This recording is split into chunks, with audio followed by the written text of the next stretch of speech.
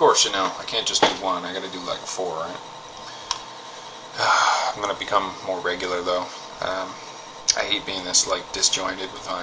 Like I said, everything's crazy lately, and I don't know, hard to follow. I've been on a kind of weird kick, right, lately. I was thinking. I had a lot of dreams. Like when I was a kid, especially, I had the craziest dreams. Well, my dreams have not gotten much more normal as I get older. They're pretty crazy, but they say you can't die in a dream. They can't. Well, you can't fall because you'll die in real life. But I remember it happened to me. Like there's a big tree in my backyard. So in my dream, I climbed it, and I would climb up to the top of it, which is like 20 or 30 feet, and then I would jump off. And as you're falling, you can't breathe, and you get this kind of heavy feeling on your chest, and you're like, ugh. But then when you hit the ground, you feel relief because, you're not being choked for whatever reason. So, and I, for some reason, liked this feeling, and I kept doing it over and over again. I'd climb up the tree like 4 or 5 times in this dream. It's pretty fucked up. And another time I fell off a building. I remember it was some weird, dark place. I don't even know where it was, but inside this, it looked like the inside of a mountain. There were iron girders everywhere, and I fell, hit the ground. That was fine. When you're falling, that's the painful part. Like, you really feel like you're being choked or something. Like, something really heavy is pushing on your chest, and it's really uncomfortable, and you're like, oh.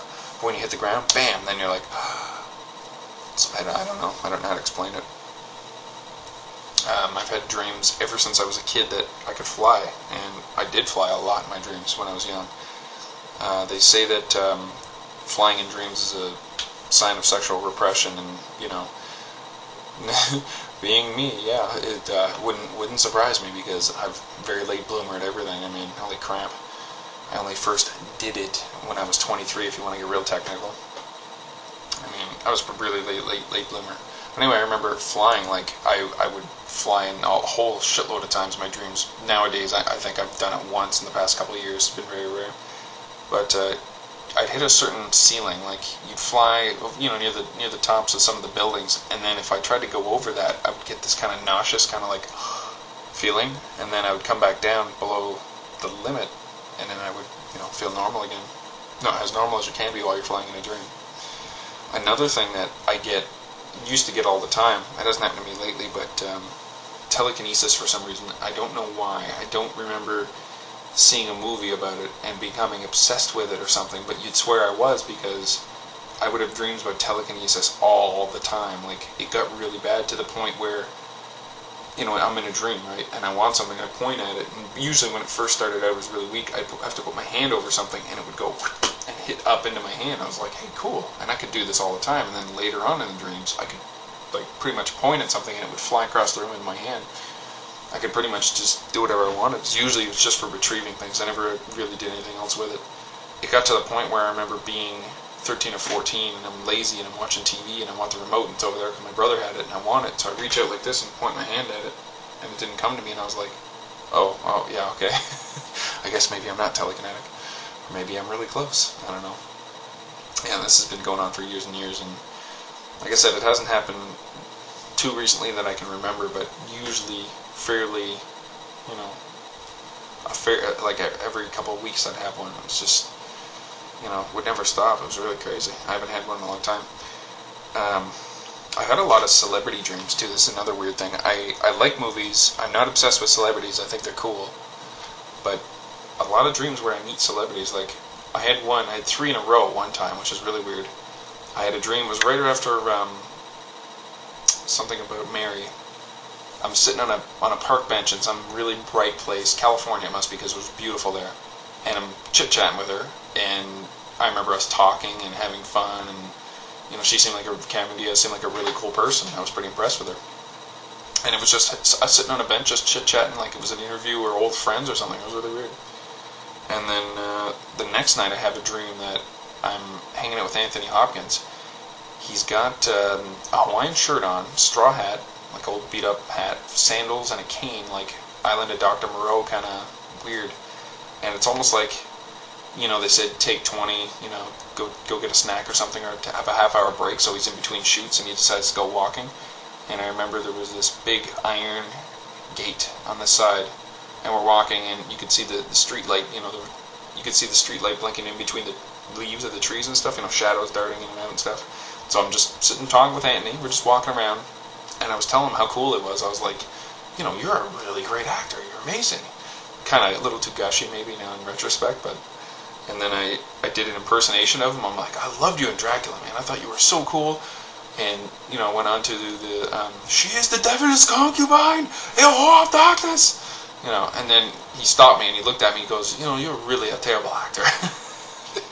That was kind of like, my idols are making fun of me. And then I had, the next night was really weird. It was, I was in armor. I was like, 14th century. I don't know if we were filming something or what, but we were in like straw huts and, timepiece, and Gina Davis was in this beautiful like maiden's dress, and I don't know what we were doing, but we were just hanging out. It was almost like we were filming something. I don't really know. Don't get it. I had one time where I met Christian Bale, and I was trying not to geek out on him, but it was really hard. Like, it was kind of like I just ran into him at the store, and he had 5 minutes, so he decided to talk to me because he's a cool guy. And I was, telling him how cool that, Batman was. I loved you in American Psycho, all this, that, and the other thing. And he's like, kind of taking it, just, okay, I'm used to this. I know, not everyone's a celebrity, so go ahead, have your moment. It was cool. I had one where I was dating Jessica Biel for some reason. She's an attractive girl. And I don't know, we didn't quite hit it off so well, but then she ended up really liking me. It's like one of those people that you kind of seem like you're at odds with, like, okay, yeah, we're never going to get along, and all of a sudden just it clicked, and she just, like, two magnets being forced together, pushing apart, and then, stuck together. Like, it was weird, and she was really nice. She really cared for me. I had another one where, I met, what's her name, she has brown eyes, that's going to help you. She was in, V for Vendetta, the main character chick, buzzed hair, Natalie Portman. We were hanging out. It was me and Natalie Portman and some really beautiful blonde chick. And I'm hanging out with the both of them, right? It's like kind of a little bit dynamic. It's almost like I was the, only guy they knew for a million miles. So they were hanging out with me. Like, say if they came to my hometown and they got to hang out with me, it was kind of like that. Because they didn't know anybody, so I was their... And, when two people kind of get into the same room, the same competition, if they're both single, will kind of work. If you're alone with me for long enough, of course you're going to find me attractive, right? Because I'm the only guy around for a million miles. But we were just hanging out, and the blonde girl started to kind of hit on me, and I was like, hey, cool, she's really nice. She's very attractive. Maybe there's something quality about me that she really likes. I'm not really sure. And but at the same time, I was like, it's Natalie Portman. She's just beautiful. Like chocolate brown eyes, chocolate brown hair, just like I like. Oh. I was like, oh, well, this blonde girl's like a 9, so why should I complain? And just as I started to kind of get a little friendly with her and flirt with her a little bit, that's when I noticed Natalie Portman started getting flirty with me. It was really crazy. And then she got really spiteful and said, okay, well, fine, screw you guys, I'm leaving. And I don't know how we ended up this way. And I don't have control in these dreams, like, you'd think, oh, I'm having a dream about Natalie Portman, what do I want to do with her? But, it never happened. Any of my dreams where I have people like this, it's pretty natural. Like, it's not just I'm going to go and do whatever with her.